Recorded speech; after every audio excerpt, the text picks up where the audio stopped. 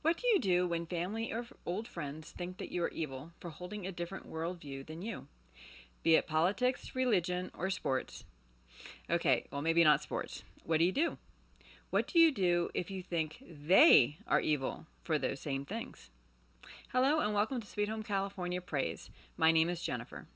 I try to keep partisanship out of this channel, but I saw an article from the Epoch Times, the link will be down in the description, that got me thinking how we talk to one another and our view and how we view each other will either heal us or further divide us.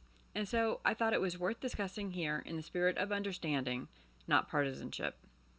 Though the article talks about the political divide, the points made apply just as well to religion. Let me go ahead and bring that up over here. So, according to the article, a recent poll found that 84% of Trump supporters see Democrats as representing a, quote, clear and present threat to American democracy. And 80% of Biden supporters said the same about Republicans. The combination of malice and misinformation is driving American polarization into a fever pitch. So what can we do to bring down these tensions while still advocating for the political or the religious ideas that we cherish? So the first step that he thought that we should do is that we need to cultivate self-awareness. We all like to think that we are open-minded on every single issue. We see ourselves as seekers of truth who are completely open to a rational critique of our own beliefs. However, in truth, according to psychologist Jonathan Haidt, who pointed out in his book called The Righteous Mind, we tend to choose our political beliefs, as well as our religious beliefs, emotionally, and then try to justify them logically. Haidt uses the metaphor of an elephant and a rider, though it could just as easily be a donkey and a rider. But let's go with a horse and a rider and keep it more neutral. The horse chooses which way to lean, for instance, supporting gun control or supporting a woman's right to choose, for emotional reasons. And then the rider is tasked with justifying that leaning using logic and evidence. The key is that the writer isn't necessarily looking for the truth, they are looking for evidence to support the horse's decision. The arguments are after the fact or post hoc justifications, similar to how a president's press secretary reflexively defends the president's actions. Or, for instance, if you're a Catholic, if you come immediately to the defense of the Pope before you know what exactly he might have said, or attacking the Pope also before you might have known what he actually said. This explains why you've probably been in arguments with people who have clung to their beliefs even after you have rebutted their logical claims. For most people, the belief sways the evidence they see. It determines how they see it. For instance, like looking at the world through rose-colored glasses. You're going to see the world in a rose-colored tint. You take off those glasses, you change your point of view, and all of a sudden things seem a lot clearer and more in its true light. Drew Weston, a professor of psychology and psychiatry at Emory University, is the author of The Political Brain, and he said, "The last thing to do is to try to argue someone out of a belief when they're strongly committed to it emotionally, because what makes it so strong is the emotion attached to it, not the facts or the arguments that support it."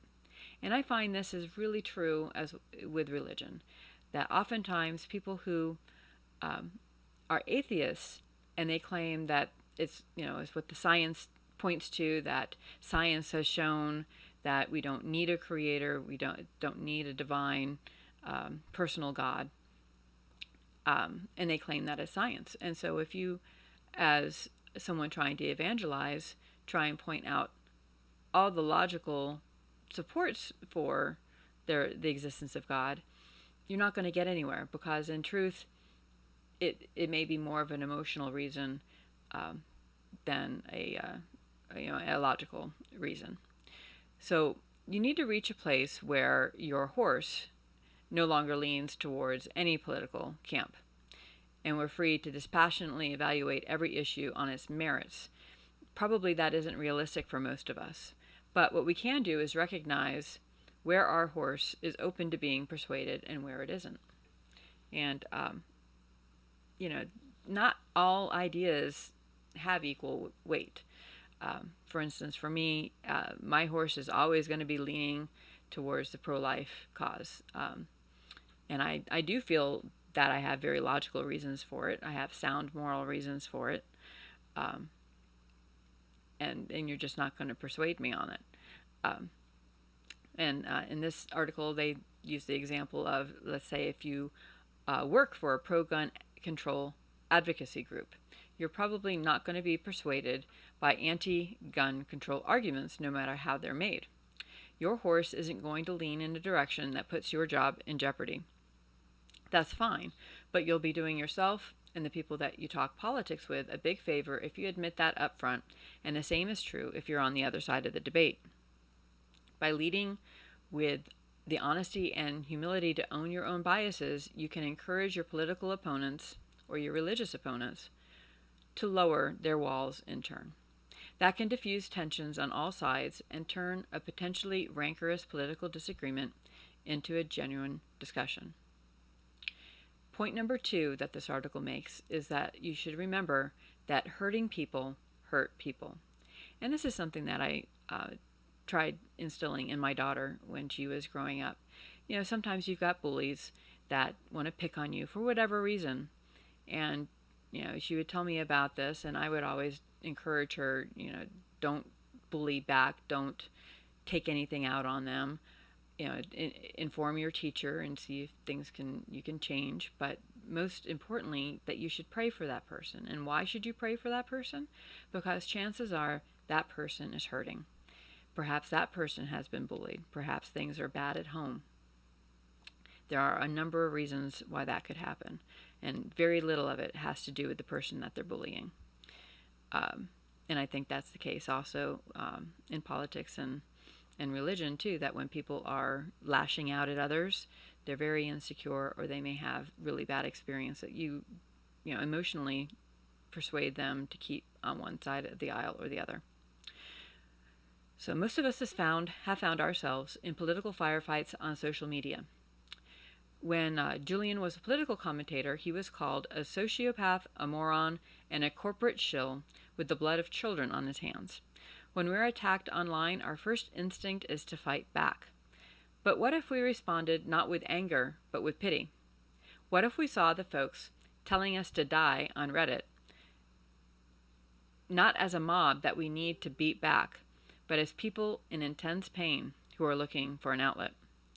In an article on Psychology Today, Dr. Grant Hillary Brenner wrote, while trolls to use a dehumanizing term, may be more likely to be manipulative, sadistic, and sociopathic, they may also be suffering, feeling lonely, and isolated, with no clear, socially acceptable outlets. Or to put it another way, yelling at strangers online isn't the mark of a person who is living their best life, obviously. This doesn't mean that we should excuse folks online who flame us, but cultivating a sense of their underlying pain can help us respond with empathy or even pity, and encourage us to pray for them, rather than feeling like we need to fight fire with fire, which of course is only going to build a bigger fire. The third point in this article is that we should prioritize relationships over politics. When we are discussing politics, it can be helpful to put the conversation into context. Even if you could change your friend or family member's mind on an issue, the odds of that mattering in an election, according to this article, are unbelievably minute. In the 2020 presidential election, even the closest swing state, which was Georgia, was decided by a margin of almost 12,000 votes. That means that even if you could push your liberal aunt into voting for Trump instead of Biden, or vice versa, it wouldn't actually make a difference. That's not to say that you shouldn't vote, but rather you can breathe a sigh of relief knowing that the fate of the world doesn't hinge on your ability to convince your aunt that gun control doesn't work. What could you realistically achieve in a conversation with a family member who disagrees with you? You could build a shared respect for each other's beliefs. You could bond over points of commonality and your shared love for people and country. You could use the conversation to bring you a little bit closer and create a genuine connection in both of your lives. Now, things do change when you talk to people, though. And even though, yes, if you it may not have made a difference to have one person go and vote. Like, my daughter wasn't able to vote in one of the elections recently, and I know what it was. It was the Virginia governor election that was recently. She did vote in the presidential election, but she wasn't able to vote in the Virginia election. And I'm like, you got to vote. Well, it went the way that she would have voted anyhow. But the point is, though, that if everybody decided they didn't have the time, then it wouldn't have. It might not have. So to say that one person's vote doesn't matter, I think is a little short-sighted on this. But relationships are more important. For instance, as a Christian, I believe that every individual, their purpose in life is to learn about God and to worship the Lord, so that in this life, so that in the next life, we can be with Him forever in incredible joy and that we can't even imagine on this earth. So whenever you talk to someone, you need to keep that in mind. That is your conversation with that person going to help them? If you think that they're wrong on a particular point, if you argue with them, you might logically have all the facts, and you could, if an impassioned, neutral observer might say, yes, winner right there. But what happens to your friend or your family member that you beat over the head with all these facts? You may just cause them to shut down forever. And if they know that you're a Christian and you are berating them this way, then not only are they not going to be persuaded on whatever point you were trying to make, be it politics or some other finer point of religion, but they're going to be dissuaded from ever even considering God. They may think that all Christians are hard-hearted and can be cruel. So please always talk to people with the end goal in mind. The entire war, so to speak. What that end purpose is, not that one little battle of getting them convinced that pro-life versus some finer point of taxation or anything else like that. So the relationship is definitely more important. You need to live your life and have your interactions be in kindness. And if they attack you, rather than coming out with all your arsenal blazing, disarm them. So don't attack them, but disarm them. So ask them, where is this coming from? We have liberals in my family who, in their heart, they want to help people, and they're emotionally attached to the way that the Democrats are doing things because they believe in their heart that that is the way to help. That they believe that we need to take care of the homeless, we need to take care of the drug problem, we need to take care of the poor in general, and it's just a matter of how do we do that. And so for them, it's we have to find out, how. I think we have the same end goal, and I think that people on the right do want to have those problems solved as well, but we're disagreeing on how to go about doing that. And if you can see that in each other, then hopefully you can see that the other person isn't evil. They just have a different view on how to reach things. And I think for the most part, most of your friends and family are not evil. They honestly believe that what they are doing is going to help others. So in talking to them and trying to persuade them otherwise, you need to get at what their emotional attachments are and what their end goals are and discuss it at that level. But in the end, If you don't have a relationship with those people, then we're just going to continue to fall further and further apart, and that's not going to be to the benefit of anyone at all. So, anyhow, God bless. Thank you for listening, and I will talk to you next time.